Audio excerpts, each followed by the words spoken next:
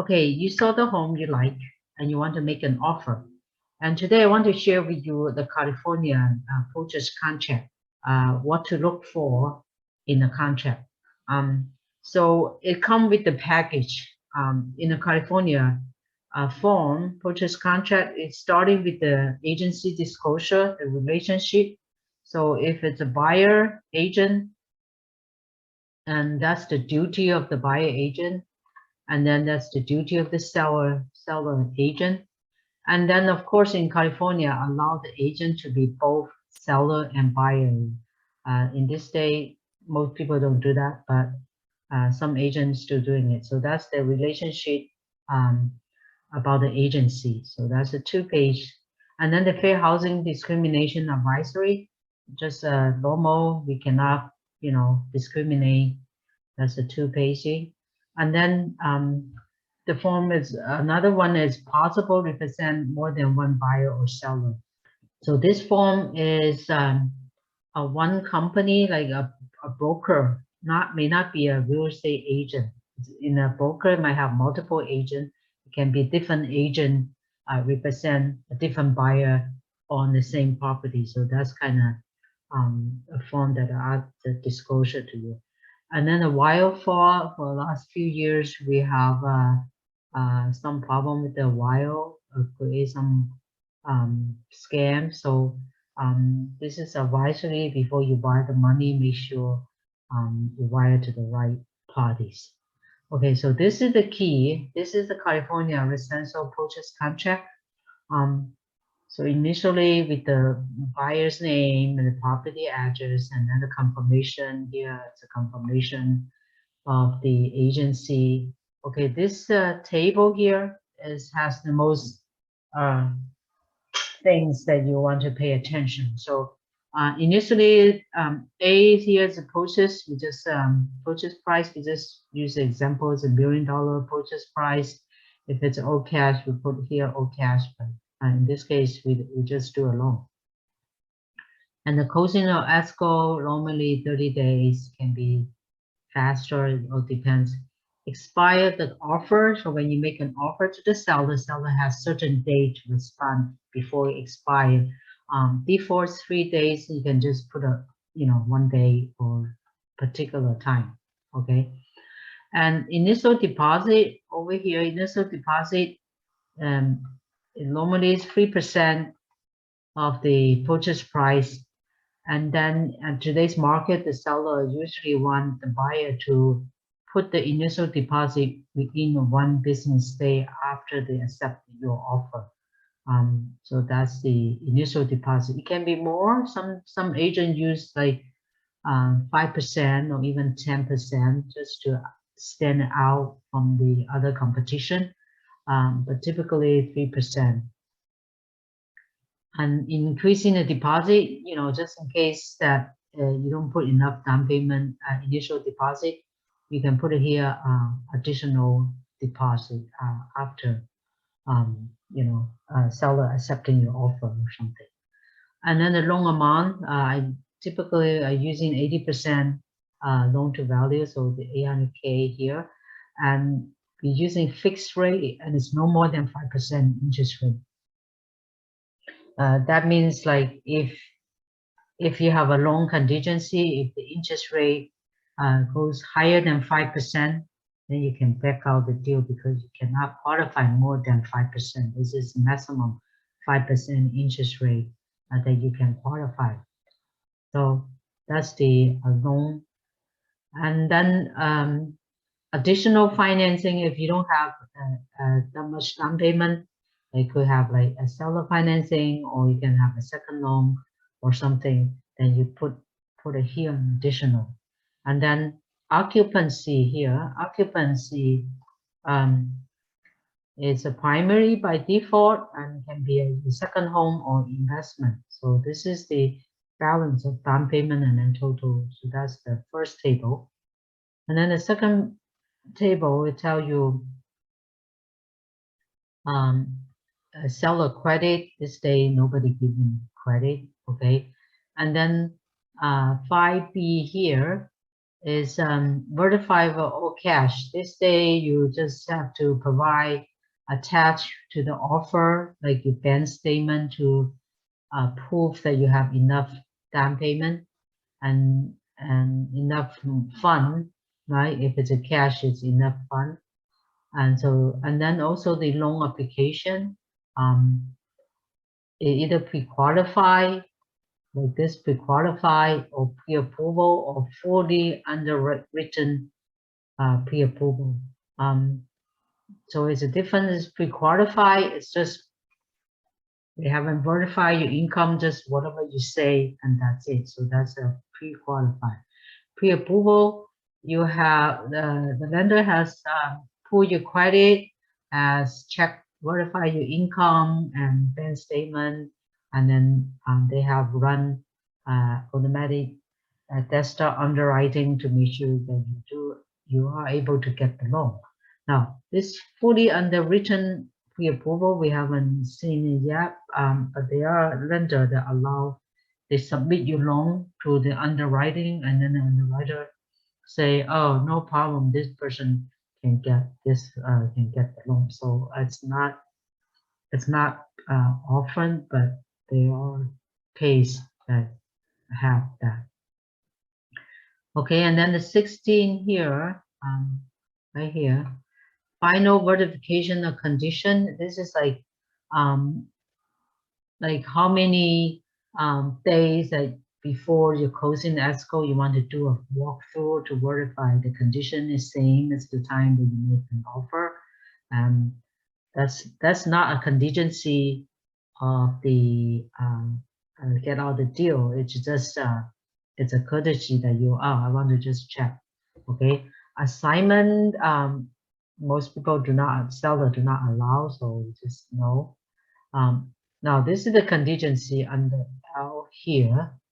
This is the loan contingency. Before 17 days after acceptance that you can get your loan, get a fully underwritten approval. So that's the loan contingency. Or you can say, if you already have that, and you just say no loan contingency. Okay. And then appraisal contingency under A, B here.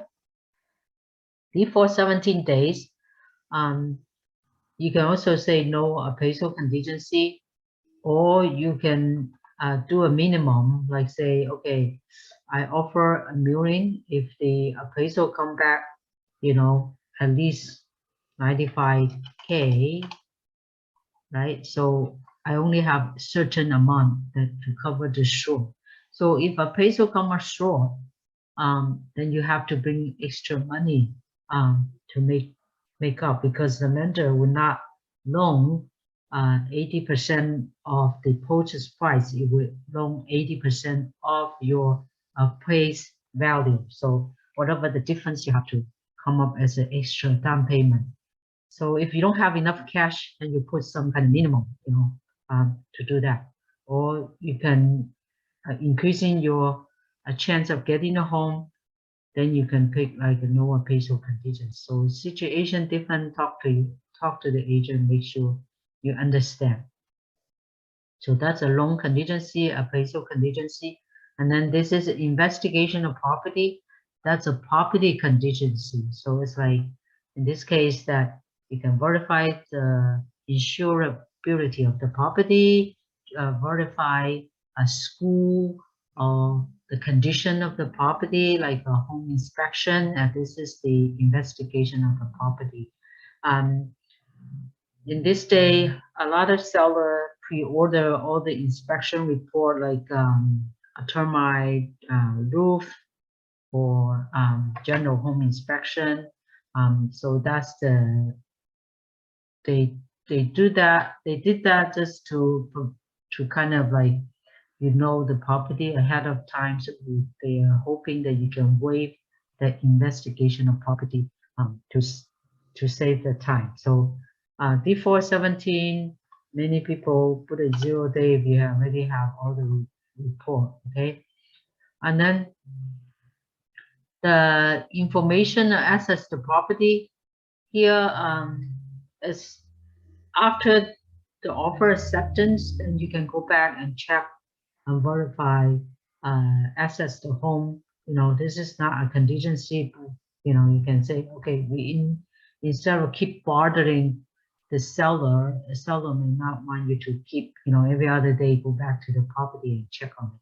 So within a certain time, then you can go check on the properties. So kind of like if it's an owner occupant, okay. And then AD here, review seller documentation. Like sometimes, like say if you make an offer, the seller has some paper order, like a preliminary title report, insurance, everything. Then you can put certain time to review seller document. Like AE here, preliminary title report. A common interest disclosure. This is the HOA. You have HOA. Then you can review, take time to review the disclosure of the HOA. And then if they have a lease, they rent it out. And then you can also review the lease. This in a competitive market, normally we pick this CR here is like remove all the contingency in a competitive market. So, and then AJ here is like sell or buy a property. Okay, if you have a house you need to sell, then you can buy. Then you click here. In a very competitive market, if you have that case, most likely they will not take the offer. Okay, and then time of possession, like when is it closing? They can vacant, like when it's closed. You can put like, okay, you're closing Friday, you want the seller to move out by Thursday, or normally it's on the day of record, and they can do it like 6 p.m. or you can put it like 2 p.m., whatever. Okay, and then think this is like seller occupant or vacant unit. So if the seller need a rent back, here's the place that you put it there. Okay, if it's tenant occupant, and then you also check as a tenant occupant a special addendum. Okay, and then other document here, other document and fee, and then it would put it here. Most of the time seller already have those orders, so that's the second page of the table. And then okay, come down to item number 9 here. This is the thing item that included in the property. Normally stove, bathroom, mirror will be there. Sometimes they leave the refrigerator, washer and dry. So whatever item they leave here, you put them there.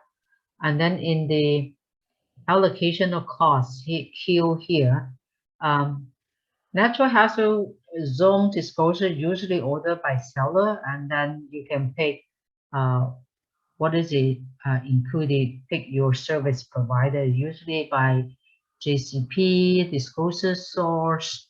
There are other natural hazard zoning disclosure. This is the disclosure that require, and then you can check on if you are in a flood zone, earthquake zone, or any high fire zone. So that's the report. It's normally provide before the before you make an offer.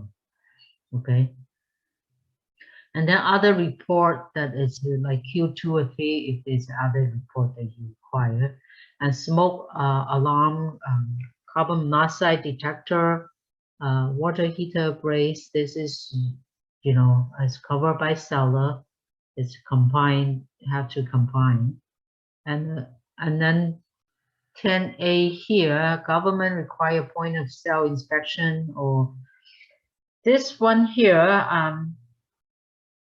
there's some city that has special requirement before they can sell the home. But a lot of sellers do not like buy a check on that box, because what happened is if something during the ESCO, if something, the new law passed that require to do so, the seller has to do it. In this competitive market, so seller prefer you not to have anything checked here. Okay, so 19B and Q7 and QA here. ESCO fee and owner title policy, that's a custom payment, a closing cost, who pay for those fees, okay? Normally in Santa Clara, it's paid by seller, and in Alameda, in Contra Costa, and San Mateo County, it's paid by buyer, but it's not fixed. If you want to increasing your chance offer being accepted and you have enough cash to pay cover seller closing costs, you can even in Santa Clara County, you can say, okay, as a buyer, I pay for it. So that's like increasing your chance of being paid by seller in a multiple offer situation. So it's not fixed, okay? And lender policy, of course, is the buyer pay for because this is related to the loan. And the transfer tax for the county transfer tax, that's $1.10 per $1.10 per 1,000 cost is paid by seller. And city transfer tax, that's not every city has transfer tax. In San Jose, Mountain View, and Palo Alto has the city transfer tax. And then the transfer tax rate can be different per city, okay? So find out before. In San Jose, it's like $6.60 per 1,000, and seller and buyer share both the costs, okay? And HOA disclosure, like, you know, financing, meeting minute, and then the CCNR, the HOA package, it's paid by seller. And some HOA has the transfer fee, which is every time they change the ownership, they actually charge the transfer fee. Most of the time it's paid by buyer. Sometimes you can request the seller to pay for. Okay, some community has a private transfer fee, like those are special bond. They have it in new community. If that's the case, normally seller will take care of it. Okay. And then other fee that is possible, then we can look at it in the preliminary title report. Most of the time, this Q16, 17 will be just fine. Okay, in Q18, the home warranty plan. This is a home warranty, it's not your home insurance, okay? The warranty plan that you can request it to cover for 1 year appliance, anything related to your appliance or some caulking and your plumbing, and those things that you can request the seller to pay for a 1 year home warranty, just in case something, you know, went down. And that every time you request a service, there will be like $70 or $75 charge to have the home warranty company service charge, $70 or $75 to come to work on the issues. Okay, so that's the home warranty.